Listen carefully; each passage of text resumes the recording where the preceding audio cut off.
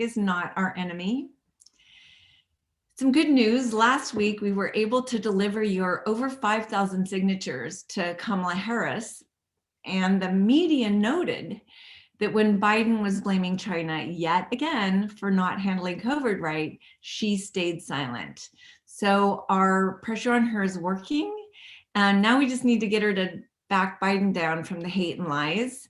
You know, we have to constantly remind people that China notified the United States head of the CDC at the end of December, an account we learned from the United States, not from China.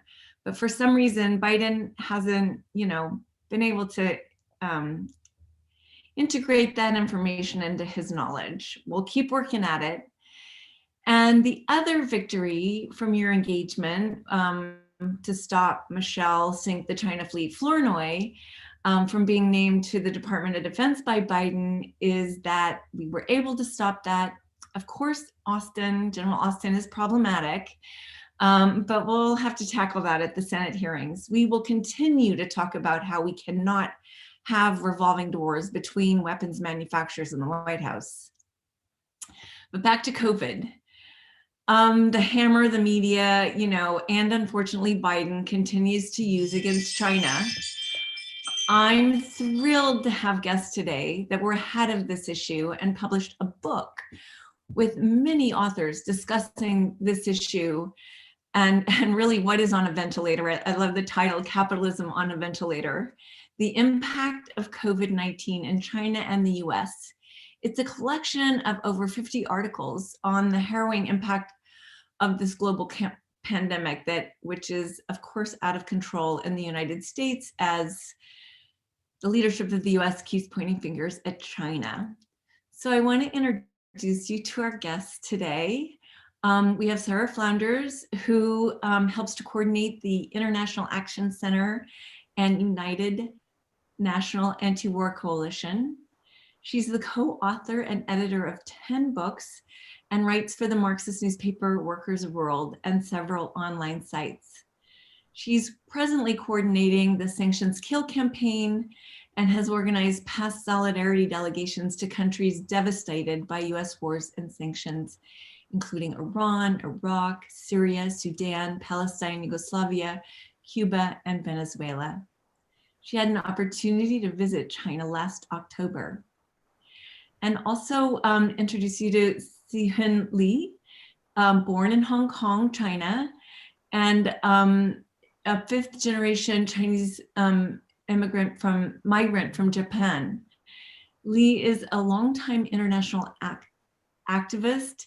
He's the national coordinator for National Immigrant Solidarity Network, Action LA Network, and a coordinating member of UFPJ, and a longtime reporter for KPFK Los Angeles.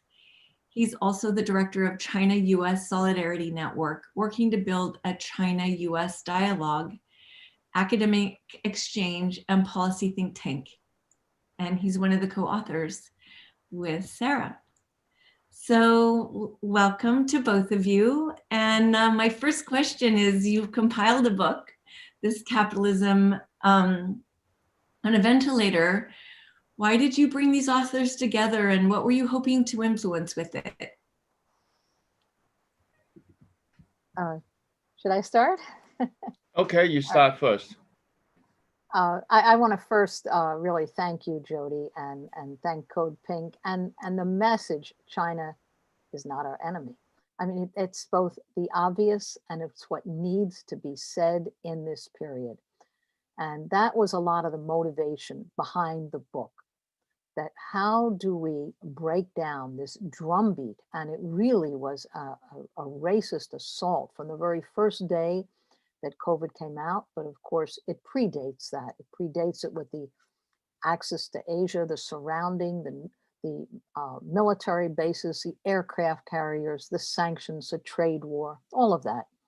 But it became real to people with COVID.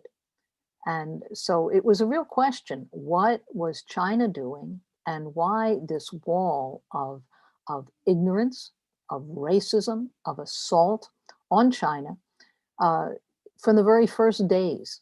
and ridicule in the way in which China was dealing with immediately enforcing social distancing, wearing of masks, taking extraordinary measures, and also alerting the entire world. That was what was ridiculed.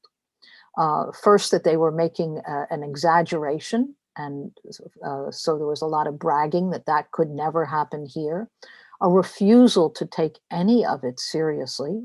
Some other countries were, particularly China's neighbors. So now we're 10 months into this, and what was a problem is now literally a forest fire, completely out of control in the US. I think the figures by tomorrow will be 300,000 dead.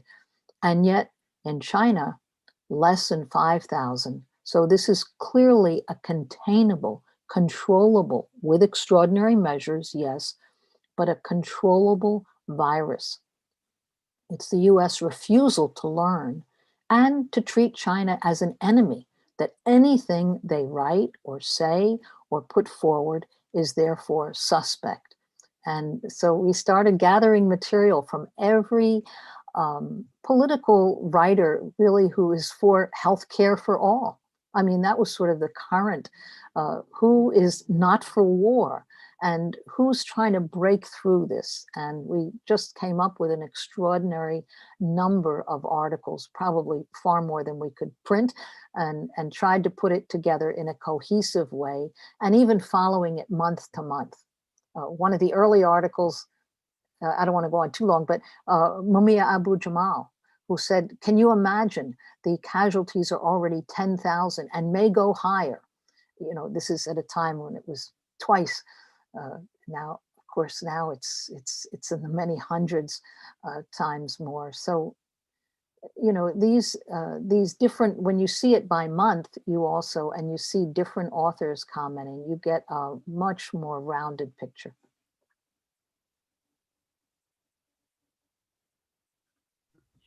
Thank you. I was just, you know, as you were speaking about how the US responded to COVID in China, I really felt the lack of compassion and empathy. You know, it's like, who are we that we don't feel for what they were experiencing, which was people dying. Instead, it was ridicule and shame. And I just, as you were speaking, I felt that, like, just shame on us, you know. And then it's not really shame on us, because we're actually, it's not just shame, it's actually the real experience of hubris and hate. And it's very real, but it's borne by the innocent. That, you know, it's 300,000 innocent people who are experienced the death, to the way that those in the media and in power responded to what is the way you should respond to someone when a pandemic is happening. So yeah, thank you for really raising that up. I felt that quite deeply. Now, one of the things that you said to me was that Amazon has blocked your book, and I'm just curious about that. That's, you know, here we always hear about the censorship in China. Why don't you tell me what happened with Amazon?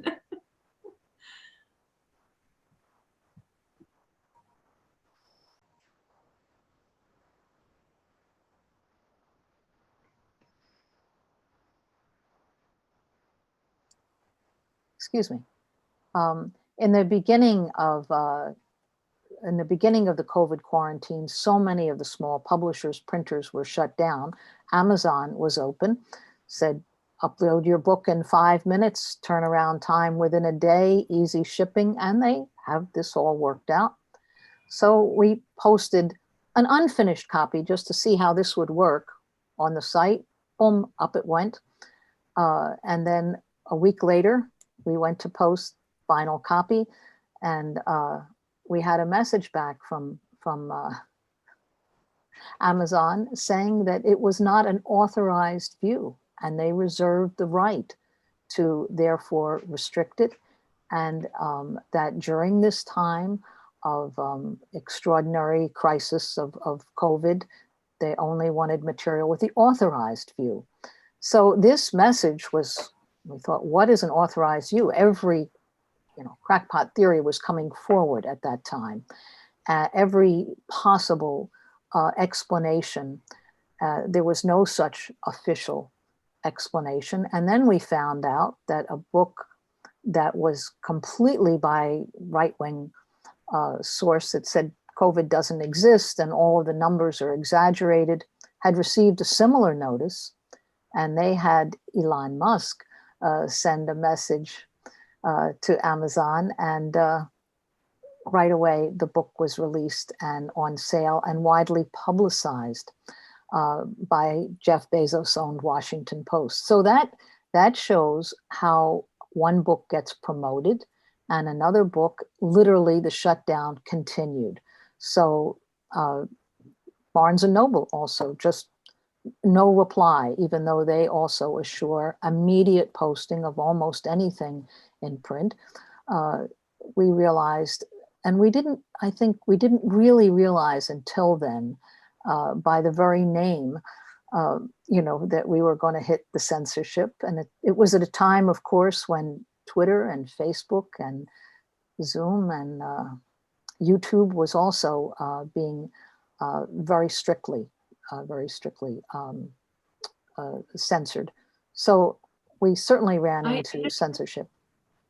I don't understand. I mean, because The Economist had a headline that capitalism was on a ventilator. So it's not an extreme view. It's like the business community knows it's on a ventilator. So that's not extreme.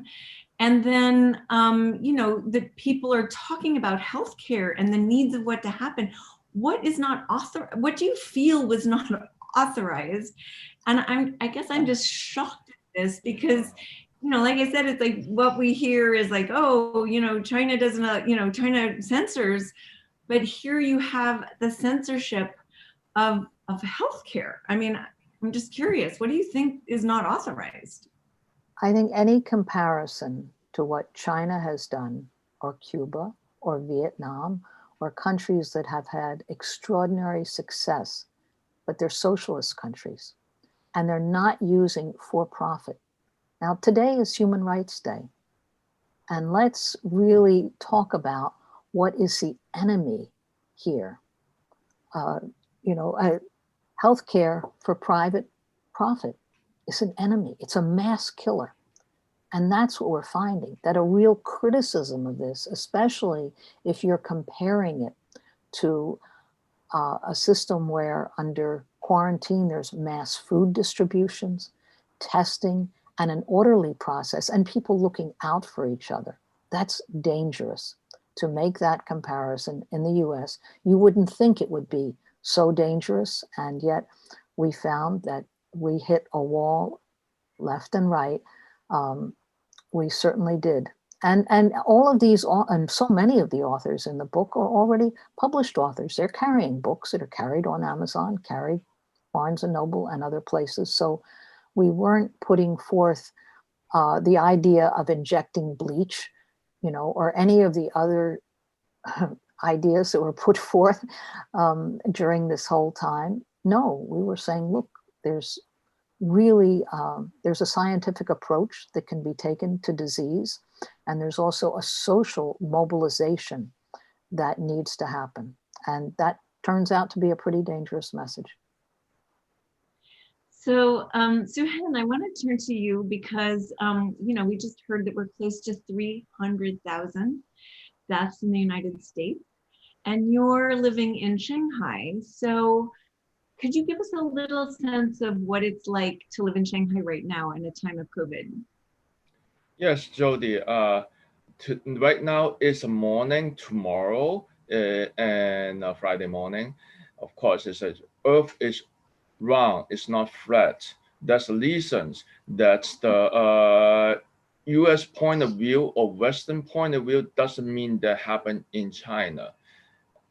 I can put the story a little bit early, and when Sara and Michael came to China last October, it's not the right now what happened, the tension. They're saying that because of COVID and there's all this kind of conspiracy theory about virus was happening from China, which is still don't have any scientific proof. It was not coming, start from today, it has been last couple of years, has been gradual US increase against China and want to launch a new Cold War. Has been happening step by step. This year's become the peak. And when early this year, there's a reason we organized several delegations from activists from US, UK to coming to China for missions.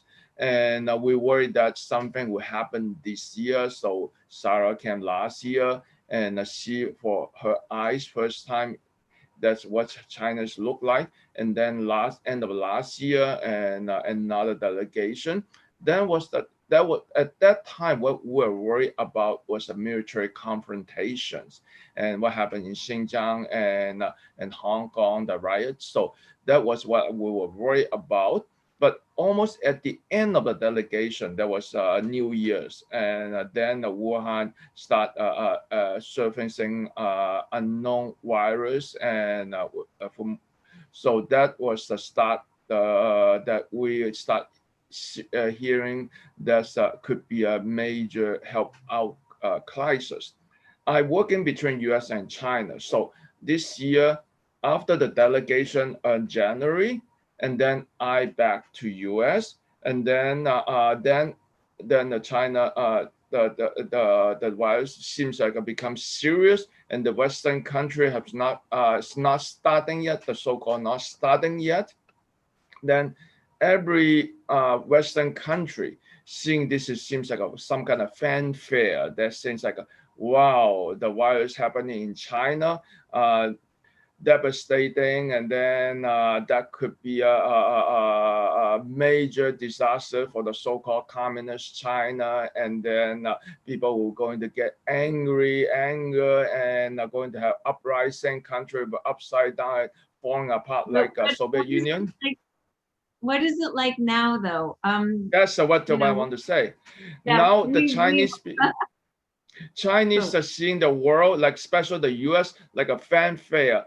Unbelievably, I can't believe what's happening. And I've been invited by many think tanks and then academia to talk about what's the situation in China, because during the summer I was in China until August, and then I coming back to China on late August. So I see the first lockdown and the surge of the virus, and people in China cannot believe what happened in US. Not only that the government are ignorant and not doing anything, and then make the whole situation disastrous, but also there's a right-wing conspiracy theory, anti-mask movement, and then it just can't, even the people I talk to, everyone in the street, people cannot believe it.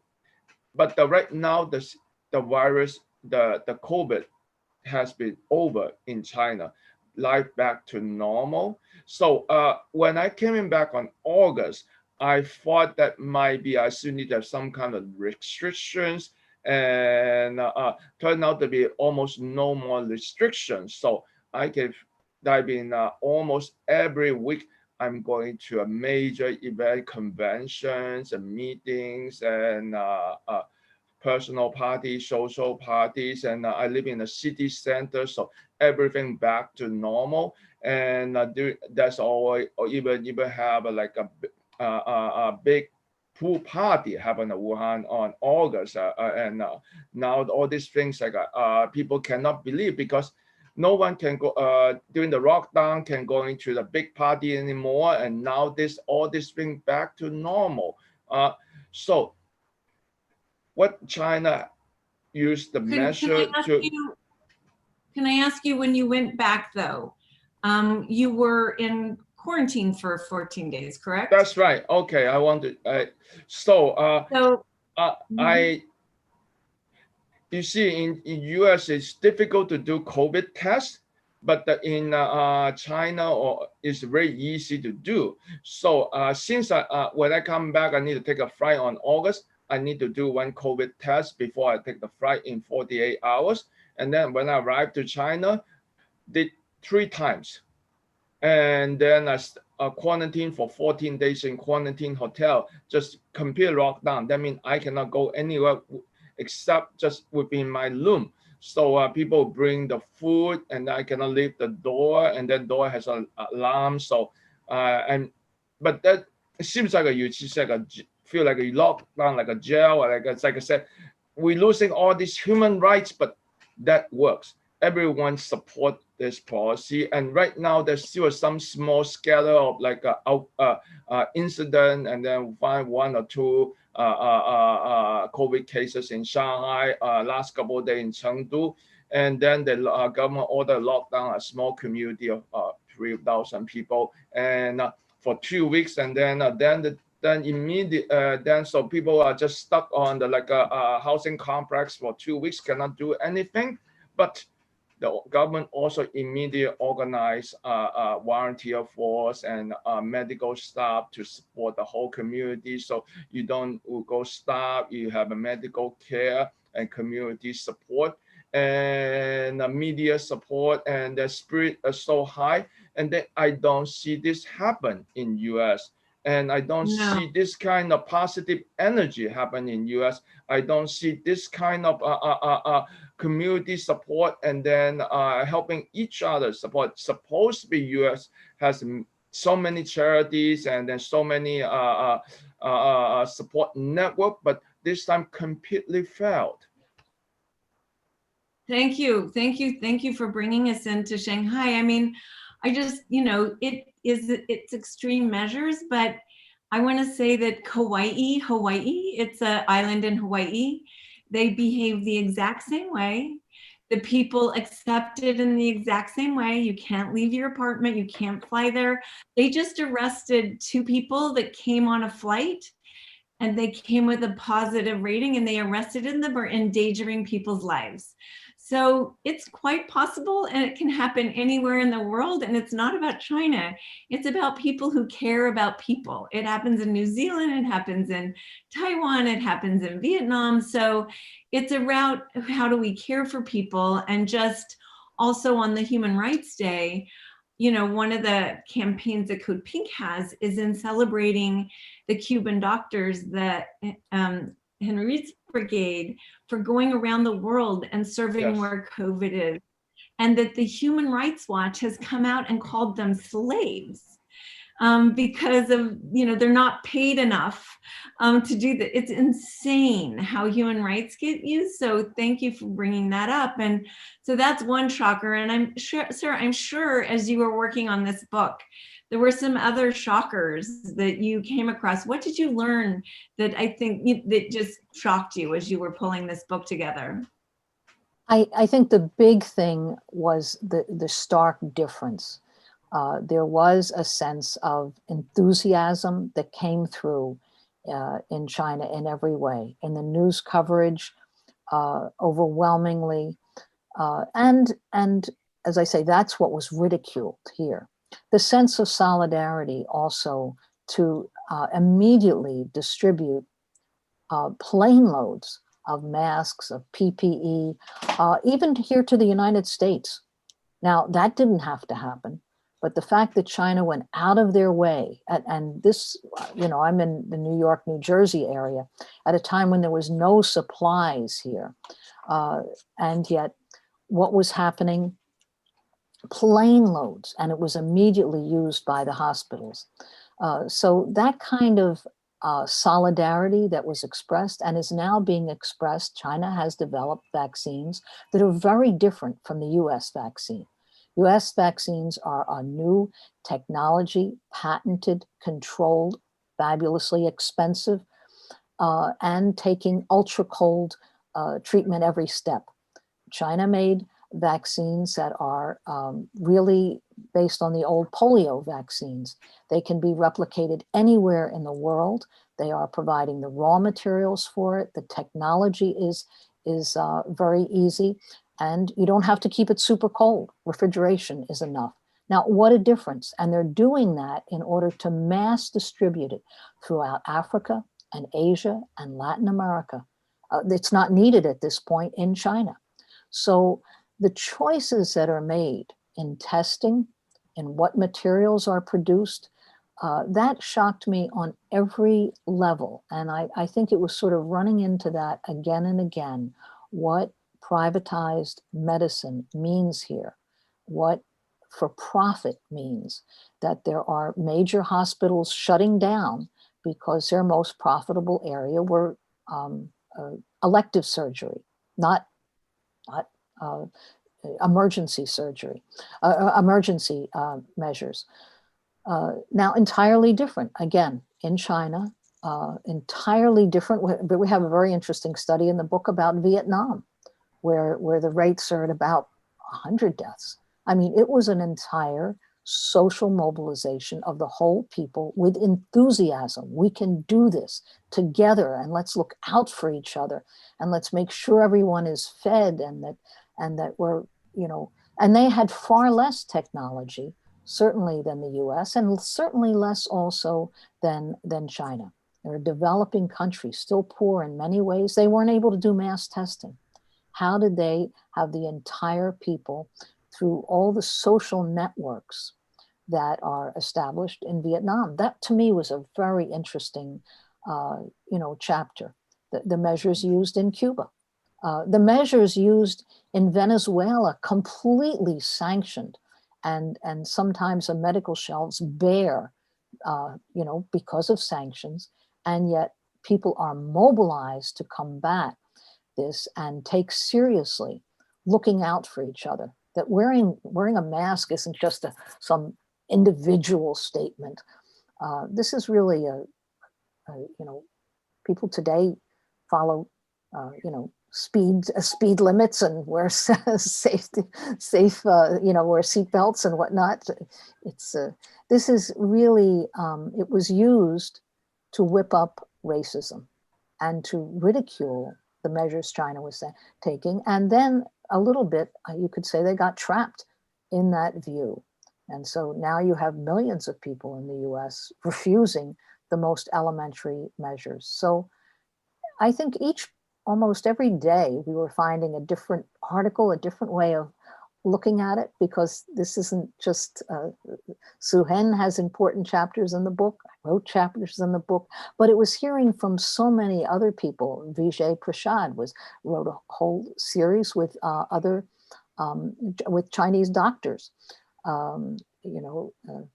Kevin Zeese, very important chapter, Margaret Flowers, Margaret Kimberley. So there were all different people looking at this and saying, what can we learn and what isn't being done here and is being done elsewhere? In other words, can we take a rational approach to this? And in the US, they're choosing competition and profit and military buildup. And in China, they are saying that social planning and human solidarity really save lives. Oh my God, Sarah, that was said so beautifully. Thank you so much. We're at the end of our time, and I'm so grateful for your generous heart and all that you're doing, all you've always done to end war and the violence of powers against the people that are innocent, and that we're all connected, and yes, that we need to hold those that violate that spirit of connectivity accountable, for sure, because that's not happening. But first of all, we need to spread the word that China is not our enemy.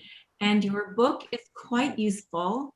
Angela, dear Angela, that supports all of these webinars, has posted in the chat for those of you who want to get the book.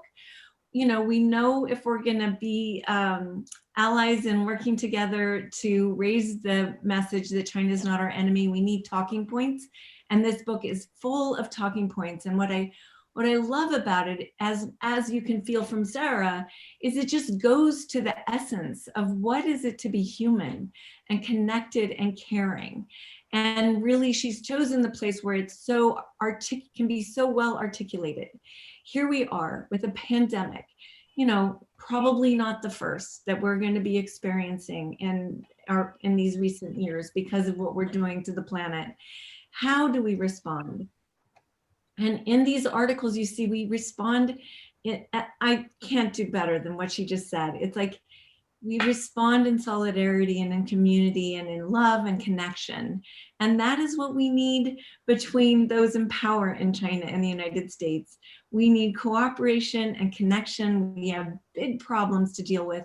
And the last thing we need is a Cold War, because that affects everyone. That's, you know, that's, if you're living in Asia, it's not just about China, it's about Asia, as we saw with the Middle East and Iraq. It affects everyone in the region. And, you know, in the beginning, when it starts to happen, it's experienced as terrorism, because you're terrorized by the ideas of what could this lead to, you know, and essentially it's what it could lead to is a nuclear war, which would be the end of life on the planet. And so you plant those seeds in minds that make it very hard to sleep and very hard to operate. And we know when you put pressure on governments, then, you know, they have to clamp down on people. So it's like those people we care about, we want to create the space for all of us to be in cooperation. It is all connected. We have to stay with our hearts open and in that space of connectivity that we see in China as it works to safeguard its people from COVID, and so many lessons to be learned by those in the United States. I'm deeply grateful to both of you for your work. Please check out in the chat there how to order the book. Thank you for being with us today, Siu Hin and Sara. Thank you for what you do for peace and justice on the planet. And, you know, onward to peace, and please stay engaged and share this information. We need to build another story. We're up against power and media that, you know, is lying and hating, and we're going to be the messengers of love and connection. I have one question about, there's so much anti-China's propaganda used to whip up racism and get the public to support this imperialist wars. What lies are people buying? Well, this is one of the lies that we're trying to debunk today. So yes, here you've got lots of information to share, because for some reason, even Biden, shame on him, used the COVID as last week, which, you know, he knows better. Even the New York Times has had to, you know, print articles that take back their lies. So we have to continue to say those are lies. There's lots of resources. You've got all the resources in this book. Share these talking points. It is up to the people to create this peace. And that means all of you and everyone that you can reach out to. So thank you, join with us, stay engaged. Until next time, peace. Thank you. Bye-bye.